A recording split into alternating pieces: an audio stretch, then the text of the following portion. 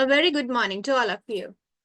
Welcome to the CPD webinar series organized by Society for Health Research and Innovation. First, let me introduce you with the housekeeping rules.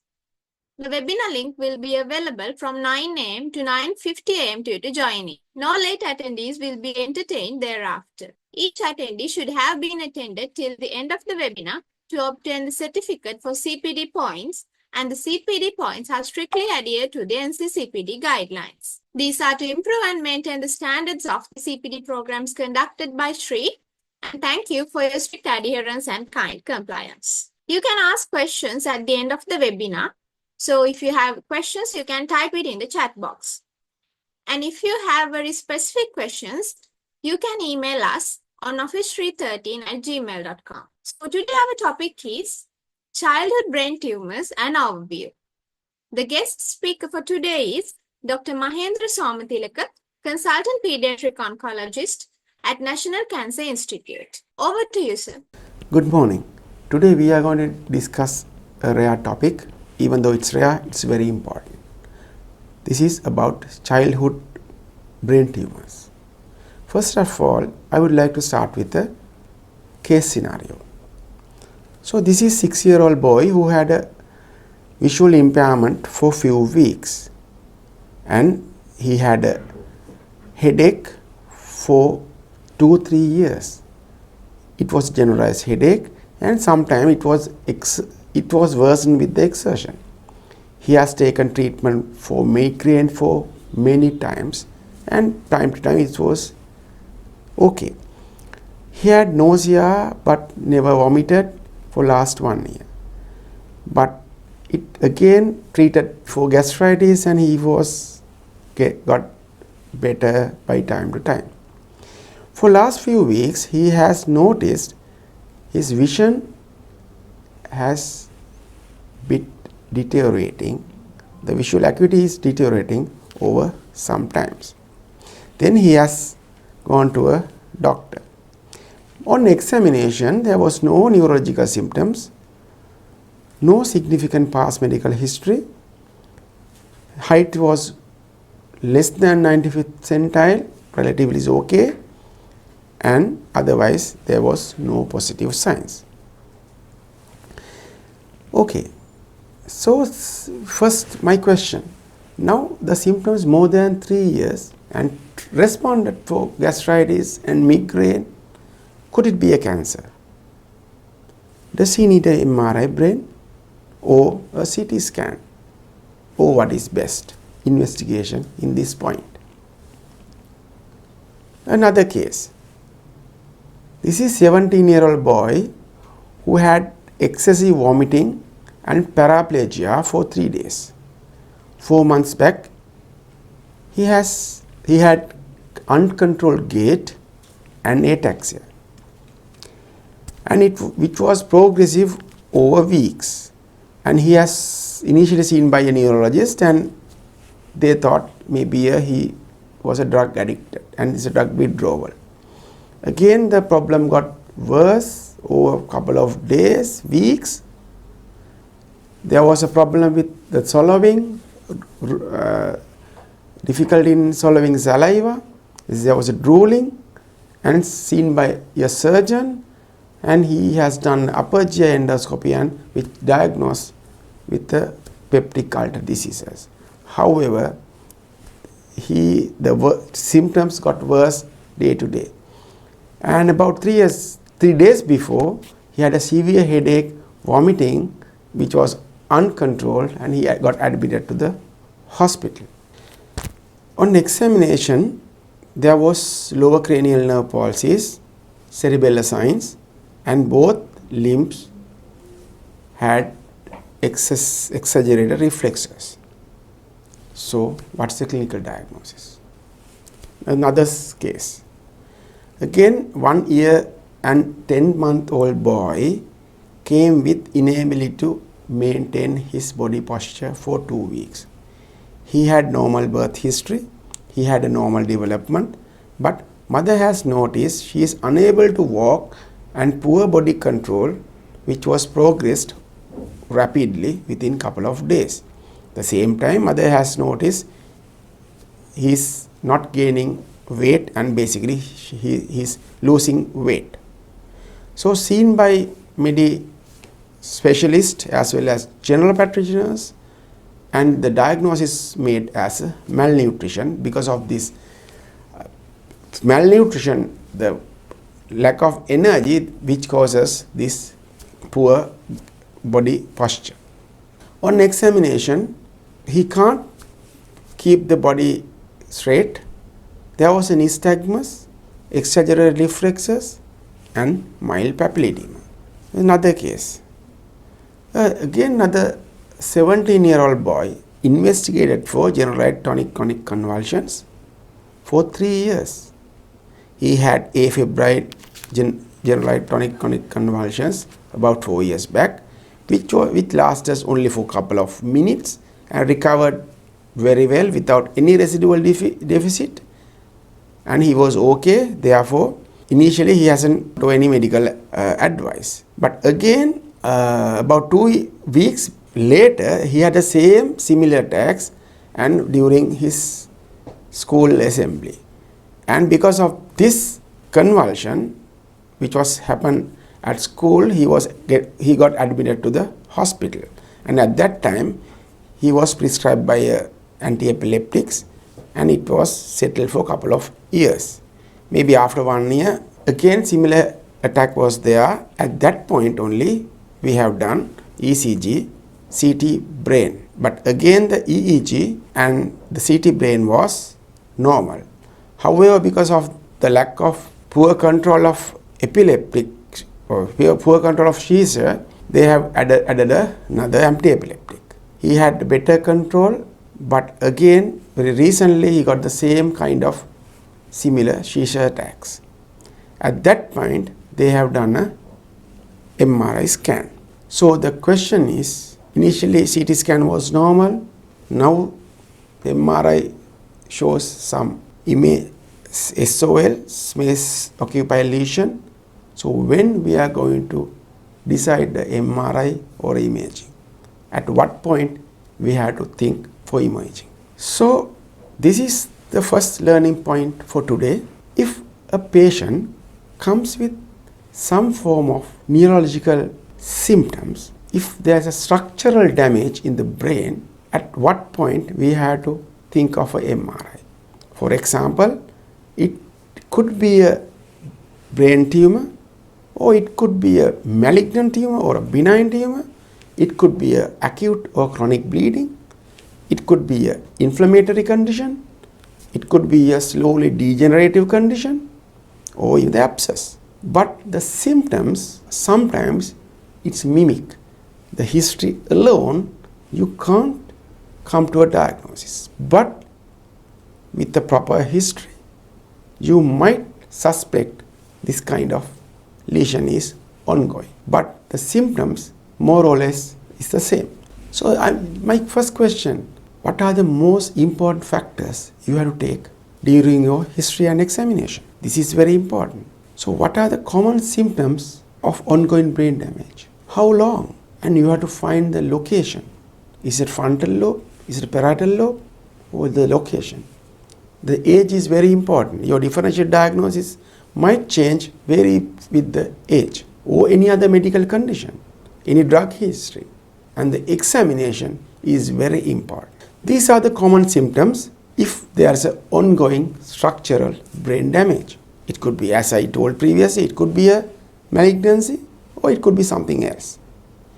The headache, vomiting, basically long-term chronic vomiting, convulsion, paralysis or any neurological weakness, development and delay or development regression, failure to thrive, endocrine symptoms like polyuria or any anterior pituitary hormone dysfunction, increased OFC, behavioral changes, proptosis or visual impairments. So this is, it could be a brain tumor, any other pathology as well. The next thing, what are the common misdiagnosed or what are the common other diseases which might mimic a brain tumor?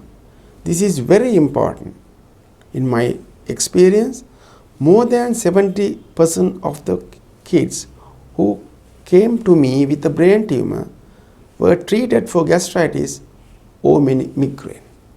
This is one of the commonest misdiagnosis. My question is, actually, what's the probability, what's the chance of having a true migraine in a child? What's the chance of having a true gastritis in a child? I think it's very rare. But I feel most of the time we are overdiagnosing this gastritis and migraine. Then sometimes because of the vomiting, nausea, they were treated for acute gastroenteritis, maybe viral fever. Many times for malnutrition. And there are few cases, not uncommonly, they were diagnosed as a psychiatric disorder, or sometimes they label as a drug addict. The next question, are we going to ask MRI scan for each and every time the patient comes with vomiting? No. That is not practically easy thing to be done even in the other countries. So the history is very important, and we have to suggest, we have to come to a clinical diagnosis, or we have to suspect there is a ongoing brain damage. How? Headache. As you know, headache is one of the commonest symptoms, especially in GP practice. Are we going to ask MRI scan for each and every headache? No. If there's early morning vomiting, headache associated with nausea, vomiting, and persisting chronic headache, and which is cyclic, right? And the headache got worse over time and very non-specific site, positional headache, or the nature of the headache is changing suddenly, or if there's any other associated neurological abnormalities, any other associated neurological signs, or if the headache is associated with any fits or seizures, then you have to think of doing an MRI scan early without delay. Especially if there is no history of migraine, family history of migraine, if there is no history of visual aura, then you have to think of a brain tumor or something else, and you have to go for an early MRI scan without delay. Then the convulsions. If the convulsion is afebrile, or the first convulsion seen before 6 months, or after the age of 45 years, or if this convulsion is not responding even after having 3 or more anti-epileptics, or the changing the epileptic pattern.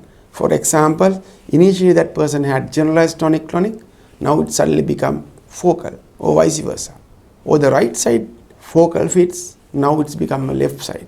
So if there is a change in the epileptic pattern, you better think there is any other disorder beyond the epilepsy. Or if there is associated familial cancer predisposition syndromes like neurofibromatosis or tuberous sclerosis, you may have to do a MRI scan as soon as possible.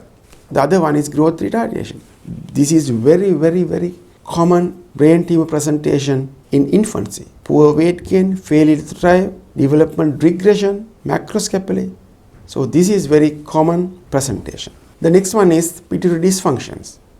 If there is a growth retardation, if the height is not adequate, you have to think of a low-grade glioma. The polyuria. This is another one of the commonest presentation. It could be a brain tumor, especially somewhere near the suprasellar area. It could be Langerhans cell histiocytosis, it could be germ cell tumors, or it could be hypothalamic lesion. The precocious puberty. Again, we have to think of hypothalamic hamartomas and hypothalamic involvement of a tumor or some ongoing structural damage. The galactaria, that is again common with the pituitary adenomas. Or amenorrhea. Again, amenorrhea is another rare presentation of a brain tumor. So, depending on the symptoms and the signs, you can work out and you can suspect where is the tumor. This is very important when you're writing a history, when you're writing a request to the radiologist. You have to write very clear history and your findings. Then the radiologist can easily detect if there is a ongoing or if there is a structural damage. For example, if there is a headache, the cortical brainstem, even the spinal cord, there will be early handness. The visual field defects may be in the chiasma or optic pathway. If there is a ataxia, facial palsy, it could be a brainstem. Anorexia, failure to thrive, it's a hypothalamus. Hearing deficit, maybe CP angle tumor or brainstem. Movement disorders, maybe basal ganglia or thalamus. Head tilt, the posterior fossa or cervico-medullary junction. The cyclic vomiting, common with the posterior fossa tumors. Chronic back pain may be a spinal cord tumor, or nocturnal enuresis or diabetic insipidus, most probably hypothalamic or pituitary tumors. On examination, this is very important. The papilledema is not the early sign. It's a late sign. Especially in posterior fossa tumors, it's a late sign. So, before you ask for MRI scan or send into a neurologist or come to diagnosis, you have to do a quick CNS evaluation. The gait, power, especially cranial nerves, at least 3, 6, 7. Because, as you know, the 6th nerve palsy is an early false sign. That is one of the commonest neurological weakness you can see in a brain tumor. That's a very early stage. And the tone and the reflexes, easily you can elicit and you can suspect a brain tumor by just examination, these things. So, I'll come to the overview of brain tumors in childhood. Generally, brain tumors are somewhere 15 to 20% of all pediatric cancers. That is the second most common pediatric tumor.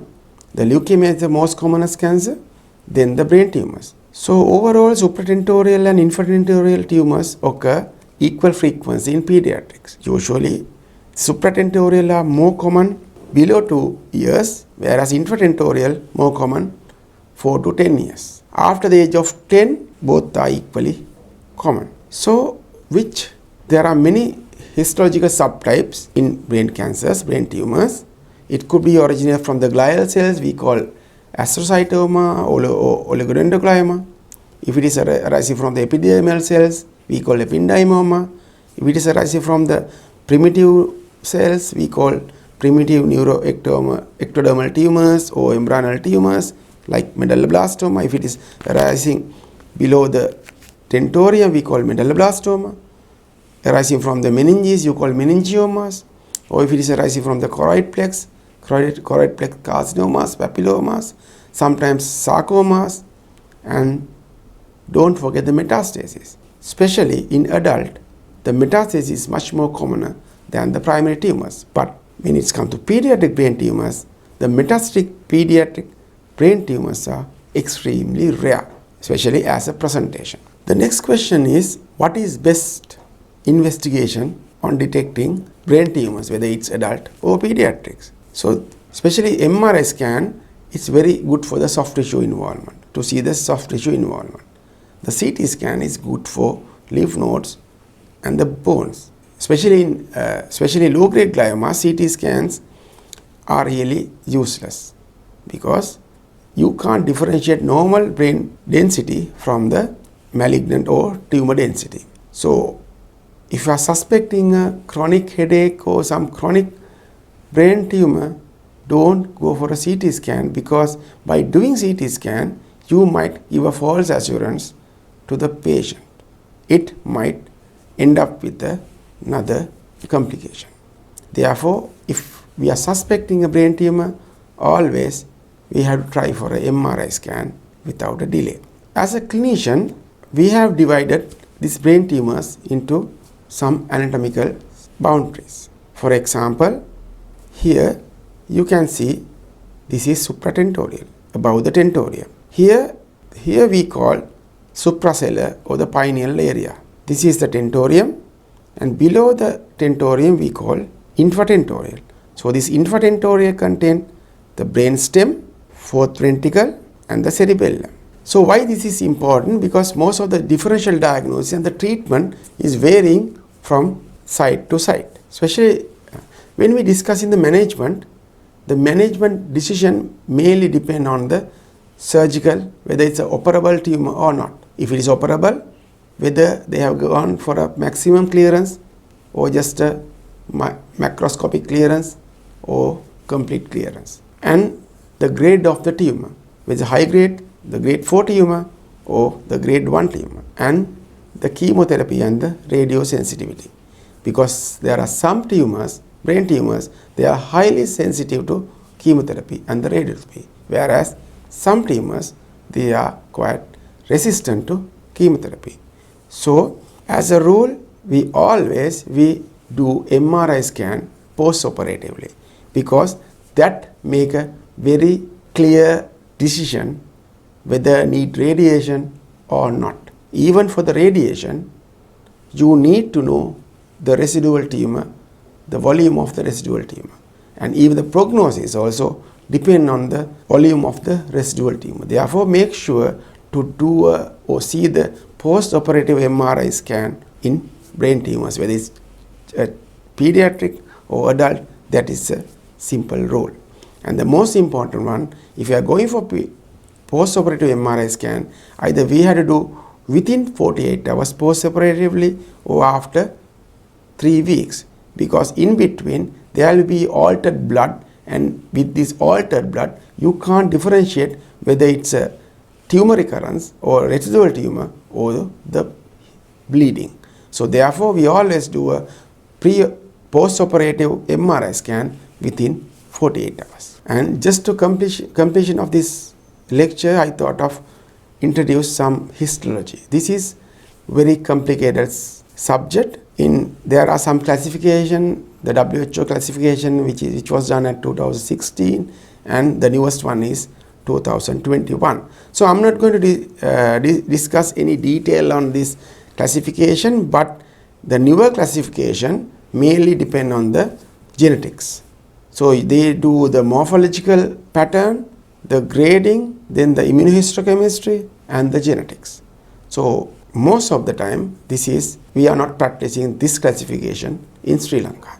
But even the developed countries, sometimes your decision making is mainly done according to the 2016 classification, because that is it's more practical in our decision making, because many places you don't have genetic studies. And the other hand, even though you go for a genetic studies, the treatment is not going to change. So this is a simple example in 2016 and the 2021, how they differentiate, how they classify these tumors.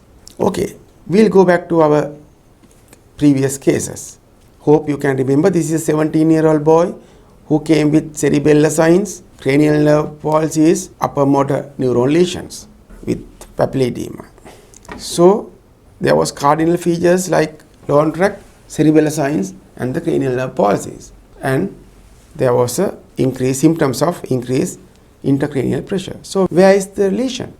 So where it could be, if the long tract are involved, either in the brain stem or spine. If there is a cerebellar sign, it's in the brain stem. If there's a cranial nerve palsy, yes, this is clinically, this is a brain stem tumor. So if you properly examine this child, very easily you can make a clear clinical diagnosis of a brain stem tumor. It can confirm by MRI scan. That's why I told the history and examination is very, very important. So this is the posterior fossa origin, infratentorial thing. So this is the cerebellum, this is the fourth ventricle, and this is a pons. So this is we call floor, and this is we call roof. So this is simple draw of a house. This is the roof and this is the floor. The same as this is we call the roof and this is the floor. Because this is very important in radiology. If any tumor arising from the floor, your differential diagnosis is most probably a ependyma. Whereas if the tumor arises from the roof area, it probably a medulloblastoma. And if it is in the pons area or this stem, is probably a brainstem lesion or a brainstem glioma, the glial cells. And these are the common tumor types you can see in the posterior fossa, commonly astrocytomas, medulloblastoma, ependymoma, and brainstem glioma. Here you can see this is a brainstem, this is the cerebellum, This is the fourth ventricle. So there's a nice hypodense lesion involved in the whole brain stem. So this is a typical of a brainstem glioma. And again, I have, just for your interest, I am show you some MRI changes. This is the cerebellum, this is brainstem, and you can see there is a tumor involving the fourth ventricle. So it's more like to be a medulloblastoma or ependymoma, most probably a medulloblastoma. Here you can see the fourth ventricle is spares, and you can see a nice lining of the brainstem, and this is within the brainstem. So this is a brainstem glioma, and the very typical feature is this is the bacillary artery, and this bacillary artery is encased by the tumor. So this is a typical sign of a brainstem glioma. And this is, you can see, a medulloblastoma. It's totally involved in the cerebellum, and we call medulloblastoma probably SHH, sonic hedgehog type. The management. So I will roughly go through the management of posterior fossa tumors. So it could be a medulloblastoma, it could be a ependymoma or a low-grade glioma. So whatever the thing, if it is operable, yes, you have to go for complete or maximum safe resection. Remember, we call a maximum safe resection because we are not going for a catastrophic cure. We have to think about the functional outcome. So it's highly depend on the neurosurgeon's skills. So we are trying to remove much as possible, but without disturbing the normal brainstem structure. So medulloblastoma, ependymoma, low-grade glioma in the posterior fossa involved in the fourth ventricle or the cerebellum, usually operable, and usually they need radiotherapy. So some tumors like medullos, you need chemotherapy, whereas ependymoma, you need radiotherapy. When it comes to low grade, if the complete excision, that's done. But if there's a residual, you may have to consider chemotherapy or radiotherapy, depending on the clinical scenario. But when it comes to brainstem, there is no surgery, neither biopsy. So this is very important thing we have to understand. Any tumor or most of the tumors, if it is not operable, it's not going to be a curable cancer. So brainstem, it contains all the long tracts and cerebellum and the cranial nerve involvement. If you go for a biopsy, that can kill a child. And again, the biopsy per se, we are not going to change our management, because as it is inoperable tumor, you can't do it. In other countries, sometimes if this brain tumor is an exophytic tumor, yes, probably they are going for a biopsy or some degree of surgery, but that is not as a therapeutic effect. There is no therapeutic outcome. It's for a diagnostic and for the genetic studies. In Sri Lanka, basically we don't have to go for biopsy or for a surgery or for the brainstem gliomas, because there is no clinical decision is made by the biopsy. And especially if it is inoperable, it's not going to be a good outcome. So their overall survival is maybe 9 to 15 months. Hope this is the fourth case I have discussed. This patient is a 17-year-old boy who had seizures for 4 years and got worsened over 4 years, and about 2 years before they have done the CT brain, which was perfectly normal. Then they have added anti-epileptics, up to 3 anti-epileptics, which was poor response, and at last they did an MRI scan. So in that case, where is the lesion? If there is a focal seizure activities, is something which is simulating the cortex. So it's more like to be a supratentorial tumors. So signs and symptoms are depend on the involved territory or a site, and the grade also matters, because the high grade tumors which has a very short duration, whereas low grade tumors, maybe they are complaining of headache for 2-3 years. So remember, headache for 2-3 years does not rule out the malignancy. Don't say no, you can't. It's very unlikely to be a malignancy if the headache is for 3 years. No, that's wrong. If there's a low-grade tumor, you might have a headache for 3 years. So, for your interest, these are the common structures. These are the structures you can see here: the meninges, dura, grey matter, white matter, hypothalamus, caudate nucleus, the ventricle. So, any tumor can arise from any part of the tumor. It could be a meningeal tumors, it could be a astrocytomas. From the ventricle, it could be choroid plex tumors. From this ependymal ependymal layer, it could be a ependymoma, or even from the parenchyma, it could be a embryonal tumors.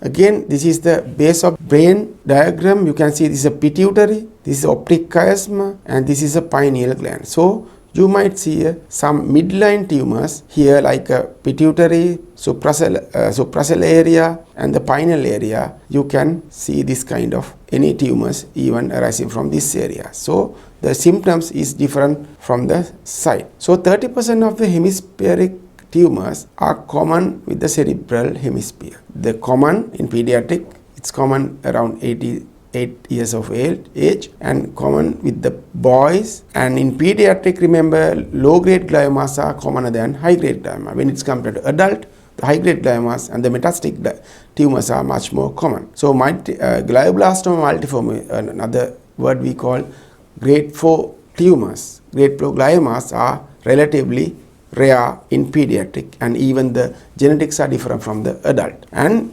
remember, the most important one, these high-grade tumors could be multicentric. Then the supratentorial tumors depend on the histology. There are many histological subtypes like astrocytoma, ependymoma, and the DNETs. This is the commonest tumor. This is the tumor that a 17-year-old boy had, because these are very slowly growing low-grade tumors, and usually these are very young adults or adolescents. They are taking 2 or 3 anti-epileptics, but it is not controlled. So this is one of the commonest tumor in adolescents. Then the supratentorial tumor, this is some images just for your interest. This is a nice cystic lesion and ring enhancement or some solitary lesions, more like a low-grade glioma. This is a tumor in the third ventricle, which is open into the lateral ventricle, that area.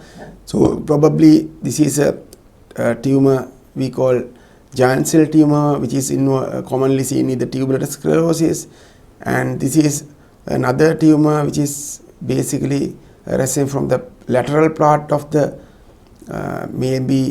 lateral peripheral part of the brain, probably a oligodendroglioma or DNET. So again, the treatment is same as other infratentorial tumors, that mainly surgery is a must. Depend on the grade, depend on the operable resection margins, you may have to think of radiation. If it's a glioblastoma multiforme or the high-grade gliomas, you need radiation post-operatively. If it's a low-grade one, complete exercise, that's fine. And there is a limited place for chemotherapy, even adult. And this is another case. Probably you can remember the child who had a visual impairment which lasted for a couple of years, and there was a growth failure as well. So they did the MRI scan, and this is very common. This is a supracellular tumor. So this is a optic nerve glioma. He came with the proptosis. You can see a dilated optic nerve. The same way, if there is a germ cell tumors, optic pathway gliomas, craniopharyngiomas, those are very commonly seen in this area, so-called supracellular tumors. So these supracellular tumors usually comes with the pituitary symptoms and the optic pathway involvement. So probably proptosis, some visual impairment. If this is a low-grade tumor, probably a growth failure. If it is a high-grade one, like germ cell tumors, they might end up with the acute polyuria and diabetic insipidus. So these are the common clinical features of a supracellular tumors: short stature, chronic headache, optic pathway tumors, low-grade gliomas. If there is a diabetic insipidus and rapid or the short history, probably germ cell tumors. The proptosis, probably optic chiasmal tumor or a optic pathway tumor, bitemporal hemianopia, definitely it's a pituitary involvement, and there will be some pituitary hormonal deficiencies, and the blindness. Remember, the optic pathway tumors, the blindness is a very late sign, and the optic glioma sometimes associated with neurofibromatosis and usually chemosensitive. Usually the chemotherapy alone is enough, and usually these children comes with intact vision. There will be some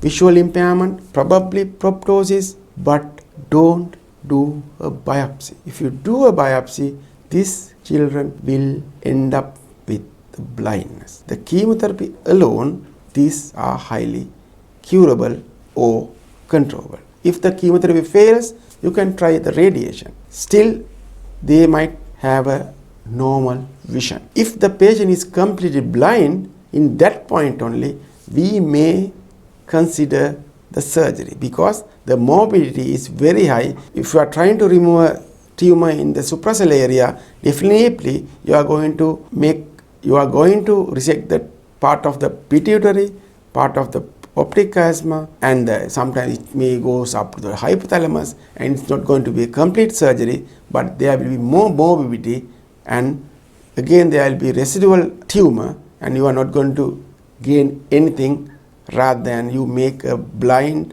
immobilized child. So germ cell tumor is another one common rare tumor in pediatrics. Usually they occurs in the midline, and when there's a midline tumor, you have to always think about germ cell tumors. Why this is important? You don't have to go for a biopsy. You do a tumor markers like alpha-fetoprotein and beta-HCG. If it is positive, no biopsies. You start chemotherapy, you start radiotherapy. These people are going to cure.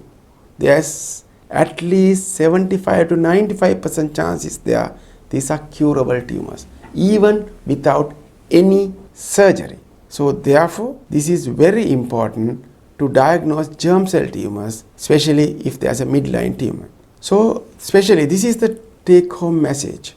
Remember, you should not encourage a biopsy or a surgery in these tumors, especially if the tumor is involved in the brainstem or the midline gliomas, or if the tumor is involving optic pathway, or if the tumor involving supracellular area or pineal area and the tumor markers are high. Remember, don't ever try surgery on these brain tumors. It's going to be a disaster. So the overview of treatment, just a summary.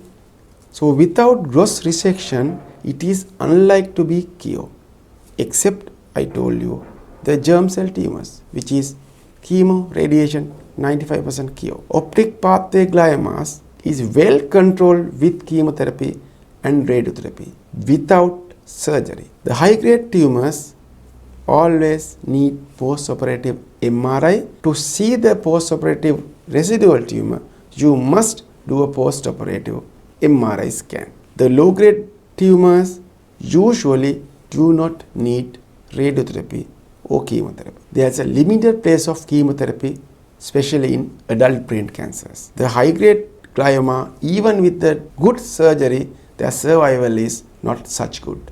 And the poor outcome in infants and below 3 years of age, because the radiotherapy is not feasible. And this is a more important slide for your practice. What is the difference between adult brain tumors and the pediatric brain tumors? As I told previously, usually pediatric brain tumors are primary brain tumors. Very rarely they comes to you, very rarely the presenting symptom is due to metastatic brain deposit. But when it comes to adult, the commonest brain tumor is metastatic. So don't go and don't rush for a brain surgery. We have to do a proper analysis, proper history, proper examination, exclude any other tumor in the breast, abdomen, lungs, prostate, bone, melanoma. It could be anything. So don't go and don't rush for a big brain surgery, because if there's a underlying cancer, you are not going to gain much. And in pediatric, usually posterior fossa tumors are much more common, whereas adult, usually it's supratentorial.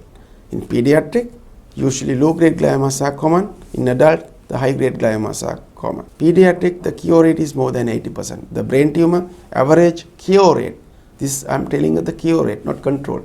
Its permanent cure is more than 80%. And the commonest pediatric tumors are low-grade gliomas and medulloblastoma. And when it comes to adults, high-grade gliomas, meningiomas, oligodendrogliomas, pituitary adenomas are much more common. And the most important one in pediatric, as they are going to survive for long term, they need a proper follow-up.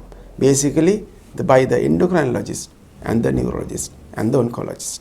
So these are the long-term side effects.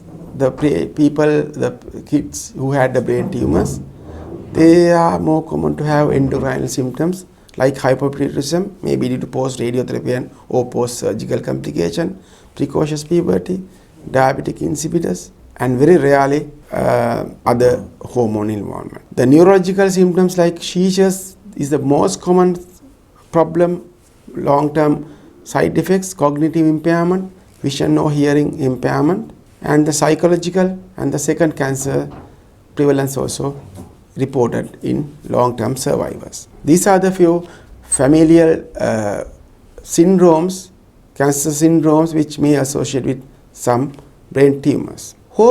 I think I have covered a general overview of brain tumors. In summary, you have to have a better history and examination. Then, any doubt, ask for MRI before the CT scan, because MRI gives more clear diagnosis. There are 3 tumor sites you should not do biopsies or surgeries: brainstem, optic chiasma, and the suprasellar and pineal areas. Third one, always you need MRI scan after the surgery just to see the prognosis as well as to see the radiotherapy, whether they need the radiotherapy or not. The next one, adults comes to you with a brain tumor, always you must rule out this is not a metastatic brain tumor. Please, history, examination, exclude breasts, abdomen, lung, renal or other cancers. Then most of the pediatric tumors are curable, and you have to start radiotherapy and chemotherapy at the correct time. Then the cure chance is very high, it's about 80%. So if you have any doubts or if you have any cases to discuss, I'm more than happy to discuss any cases with you, but pediatric or adolescents brain tumors. This is the number, WhatsApp your message, I will reply. Please don't hesitate to ask any doubtful cases, because the brain tumors are one of the commonest curable cancer in childhood. Thank you very much. Thank you, sir, for your excellent lecture. So we have few questions. Yes. Yes, there are few questions on the causative factors. Like they have asked whether Wi-Fi, mobile, electromagnetic radiation can cause tumors, and another participant has asked about the specific food which can cause tumors. Sorry, what's the last question? What's the second one? Whether there's Yes. specific food which can cause No. tumors. The clear answer is no. So there is no any evidence for Wi-Fi or telephones or foods which causes brain cancers or brain tumors in pediatrics. It's pediatrics, unless they exposed to chemotherapy agents, radiation, that might cause any cancer. Or if they are having any family history, yes, it could be I mean, not just family history, there are familial cancer syndromes. Yes, it is a probable cause. Otherwise, there is no clear evidence, or even there is no vague evidence to say these mobile phones or any foods can cause cancers, because the cancer genesis, it will take few years. Maybe if you expose to any cancerous thing, it will take about 10-15 years to make a cancer. So very unlikely you get a cancer at the age of 3. Even there is no evidence if the mother has taken any food, so mobile phone, use mobile phones, there is no relationship between that. But if the mother has exposed to any chemotherapy or radiation, yes, he might get any cancer, not only the brain. And then there was about the screening of brain tumors in children less than 1 year. And also, can we use MRA and MRV as a screening tool for brain tumors? Well, it's a good question. No one has proven any benefit of screening cancers except CA cervix and the CA breast, even not for adult prostate or the esophagus, right? Because there are some cancers, especially that is the main difference between the adult cancers and the pediatric cancers. Most of the kids, they, I mean, born with the cancer, but it will be disappear by itself. Because in Japan, there was a study, because they had a radiation exposure. So they have done some imaging studies for the newborn patients. They found significant amount of patients, children, newborn kids, had neuroblastoma, not the brain tumor, but the abdominal neuroblastomas. They haven't done any intervention. They just observe. I mean, most of the neuroblastomas disappears by itself without any intervention. So that's why even now, if there's an infant neuroblastoma, if the low stage, we are just observe, that will be disappear by itself. There is no any evidence for screening either CT or MRI scan, because the MRI scan is per se, you have to give a general anesthesia. You have to take 1 hour, 45 minutes general anesthesia. You are not gained. It's practically you can't do first point. So basically there is no place of any screening, but if suspicious, you better ask for a MRI scan early without any delay. That's a clinical decision, not the screening thing. The next question is, at what point do we say that a child's primary brain tumor is inoperable? That is depend on the site and the, I mean, if it is involved in the midline, like hypothalamus, midbrain, then obvious, definitely you can't remove, because all the vital organs are vital structures, and it is infiltrated by the tumor, so you can't remove it. The peripheral tumors, most probably you can remove, and that's basically that decision is made by the neurosurgeon. Usually, the peripheral tumors, small tumors, even the large tumors, sometimes depend on the site, and the site they might do a resection. It's a neurosurgeon's decision. There is no clear cut.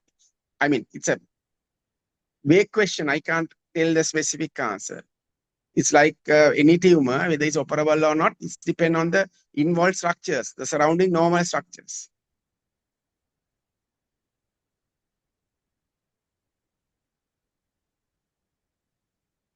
Any questions? Then another question is that, can meningioma give rise to metastasis? Meningioma, no. I mean, it might, okay. Usually, I never come, I mean, in medicine, there is nothing called no, but usually brain tumors very unlikely give metastasis other than, I mean, outside the CNS. So you might get a metastasis, that's called drop metastasis. If it's a brain tumor, the small metastasis might drop into the spinal canal. It might make a metastasis in the spine. But very rarely, or basically I never heard of any brain tumor causes metastasis outside the CNS. So usually meningioma or any brain cancer or any cancer, there is something called field cancerization. If there's a cancer in the meninges, so that means even the other part of the brain, the meninges also has a probability of generating another same meningioma.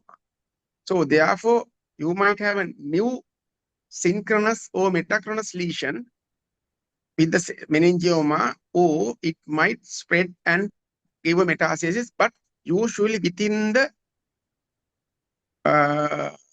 CNS.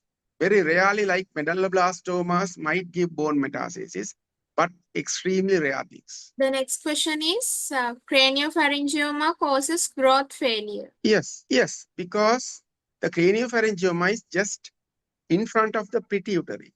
Those are very, very, very slow growing tumors. And it might involve the anterior pituitary gland. So usually, chronically, growth hormone will be suppressed. So usually, if there's no growth hormone, if there's a suppression of growth hormone, you can't detect within couple of months. You can't detect even within 1 year. So only we detect there is a growth failure. You have to, I mean, if the height is not sufficient, anyway it has gone up to 2-3 years. So it's a later presentation. Yes, it might causes growth failure. I mean, if the other endocrines was involved, other hormones also involved, it might, but it's not the very common. Growth hormone deficiency is the commonest sign in craniopharyngioma. Next question is how to exclude childhood migraine from brain tumors. Well, my first question is what's the percentage of true migraine? That is the first thing. And other thing, there are few cardinal signs. Actually, honest, I can't remember, but there is a nice book. If you want, I think, which was written by Dr. Padani, I think, the headache. There's a book to assess how the differentiate headache from 1 to 1. I think that gives a good idea. Basically, migraine, there are typical features, right? Only one side, comes like clusters, disappears with paracetamol. You might have a scotoma. It might associate nausea, vomiting, but after vomiting, usually they get settled, right? But comes like clusters, not continuous. When it comes to brain tumors, it's slow growing or maybe long, within couple of weeks, maybe couple of years, but always getting worse and worse and worse. And usually associate with nausea and vomiting almost every day, but morning, not in the evening. So there is no predisposing factors like foods or light or heavy music which causes these headaches worse. But when it's compared to migraine, it's first, there are some predisposing factors, but these are just a few signs and symptoms, but because sometimes you can't clinically differentiate migraine from a brain tumor. But with time, if you are suspecting, don't hesitate to go for MRI scan. Next question is endoscopic third ventriculostomy available in Sri Lanka? Well, I have seen couple of patients who has undergone this procedure. Yes, I think I have seen from Candy, but remember that is not for all tumors, especially if the third ventricle, or I mean, you can't do that procedure for everything, but there are some indications you can do it. Yes, it's available, done by neurosurgeons. So most of the other questions we received in pre-survey you have answered during the lecture. So thank you again for your excellent lecture and your time, sir. Okay. So if you have specific questions, you can email or like Dr. Mahendra shared his number. You can even contact him. Then, dear participants, please find the link in the chat box and kindly give your feedback and fill the post assessment question to receive your e-certificate. Thank you, everyone. Let's conclude today's session. Thank you.